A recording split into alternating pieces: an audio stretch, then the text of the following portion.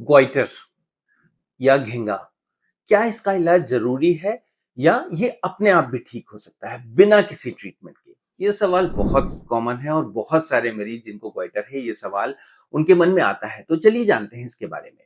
मैं डॉक्टर अरुण गुप्ता हूं और मैं एक इंटरवेंशनल रेडियोलॉजिस्ट हूं और थायराइड एब्लेशन स्पेशलिस्ट।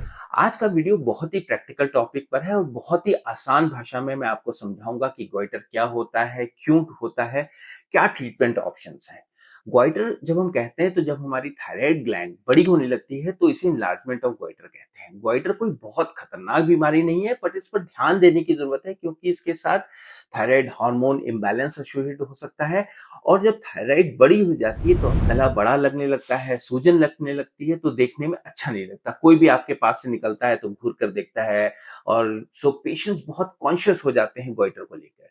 सो गोइटर का ट्रीटमेंट जरूरी हो जाता है या तो हार्मोनल फैक्टर्स की वजह से या कॉस्मेटिक या लोकल फैक्टर्स की वजह से। अब सवाल ये आता है कि गोइटर अपने आप ठीक हो सकता है, तो इसका आंसर क्लियर कट यस या नो नहीं है। सो गोइटर का रूट कॉज की वजह क्या है, ये सबसे इंपॉर्टेंट है। अगर हमने इस रीजन को ठीक कर दिया तो बहुत सारे केसेस में गोइटर ठीक हो सकता है, बशर्ते ये रीजंस मॉडिफाइबल या करेक्टेबल। सो कौन से मॉडिफाइबल कॉज है? फर्स्ट, सबसे इंपॉर्टेंट रीजन है आयोडीन की कमी। आयोडीन एक ऐसा मिनरल है जो हमें फूड से मिलता है। आयोडीन की जब हमारे शरीर में कमी होती है तो थायराइड सेल्स अपने सेल्स को बढ़ाने लगती हैं, अपना साइज बढ़ाने लगती हैं ताकि वो ज्यादा से ज्यादा आयोडीन की खोज कर सकें। Thanks to government of India जिसने हमारे सॉल्ट में आयोडीन को फोर्टिफाई करना कंपलसरी कर दिया है, जिसकी वजह से अब इस तरह के पेशेंट्स मेनली हिली एरियाज में ही मिलते हैं। बट स्टिल कुछ ऐसे इंडिया में एरियाज हैं जहां आयोडीन डेफिशिएंसी स्टिल है। सो अगर आयोडीनेटेड सॉल्ट यूज किया जाए तो आपको जो है चिंता करने की कोई जरूरत नहीं है। सेकेंड मॉडिफाइबल कॉज है मेडिकेशंस। कुछ दवाएं उनके साइड इफेक्ट्स के फॉर्म में हमें गोइटर करा सकती हैं। सबसे कॉमन दवाएं हैं लिथियम जो साइकेट्रिक पेशेंट्स को दी जाती है, अमाइड्रोन जो हार्ट पेशेंट्स को दी जाती है। तो अगर इन पेशेंट्स की दवाएं मॉडिफाई या चेंज की जाए तो गोइटर ठीक हो सकता है। थर्ड कॉज है हाइपोथायराइडिज्म।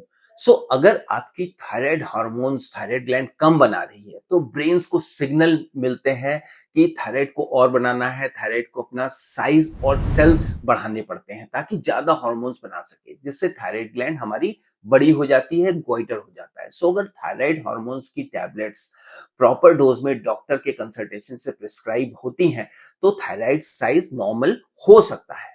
फोर्थ कंडीशन है नोडुलर गोइटर या मल्टी नोडुलर गोइटर। इस कंडीशन के साथ अगर पेशेंट के थायराइड फंक्शंस एबनॉर्मल है तो दवाओं से कुछ केसेस में थायराइड का साइज कम हो सकता है। मतलब अगर हाइपोथायराइडिज्म है तो थायरक्सिन टैबलेट से, और अगर हाइपरथायराइडिज्म है तो एंटी थायराइड दवाओं से। मेक श्योर ये सारी दवाएं आप डॉक्टर से प्रिस्क्राइब करने के बाद ही लें। लेकिन अगर आपके थायराइड फंक्शंस नॉर्मल है तो इसका मतलब है कोई मॉडिफाइबल कॉज है ही नहीं जिसको ठीक किया जा सके। इन केसेस में दवाएं कारगर नहीं होंगी।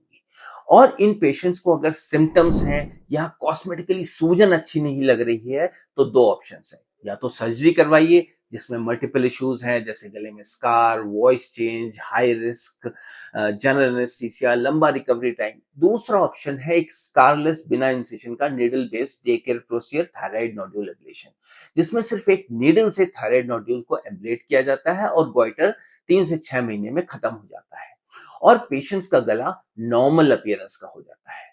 डिटेल में अगर थायराइड एब्लेशन ट्रीटमेंट के बारे में जानना हो तो मेरे इस वीडियो को जो फ्लैश हो रहा है इसको जरूर देखिए, लिंक मैं डिस्क्रिप्शन में दे रहा हूं। सो समराइज करें तो अगर गोइटर का कारण मॉडिफाइबल है तो गोइटर ठीक हो सकता है, अगर नहीं तो सर्जरी या थायराइड एब्लेशन ऑप्शन अवेलेबल है। अगर मल्टी नोडुलर गोइटर है तो थायराइड आर्टरी एम्बोलाइजेशन भी एक ऑप्शन होता है। थायराइड या थायराइड नोड्यूल्स रिलेटेड आपके मन में स्टिल कोई कंफ्यूजन है तो कमेंट सेक्शन में लिखिए, मैं डेफिनेटली सारे क्वेश्चंस का जवाब दूंगा। धन्यवाद।